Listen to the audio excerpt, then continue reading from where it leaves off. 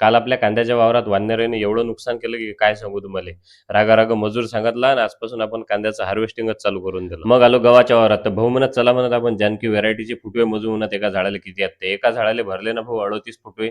मग वावरातले पाईप जमा करून घेतले कारण आज आपल्या वावरात हार्वेस्टर येणार होतं. फायनली लवकरच आपल्या वावरात हार्वेस्टर आलं.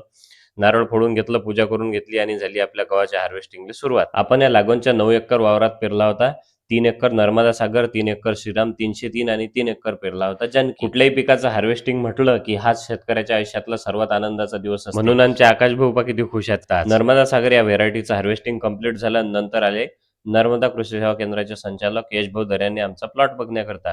पहिले उंबेची क्वालिटी चेक केली, नंतर गव्हाची क्वालिटी सुद्धा त्यांनी चेक केली. कारण त्यांच्याच मार्गदर्शनातून आम्ही ह्या तिन्ही व्हेरायटी आमच्या शेतात पेरल्या होत्या. श्रीराम 303 या व्हेरायटीचं हार्वेस्टिंग करता करता हार्वेस्टरचं ब्लेडच तुटलं ना भाऊ.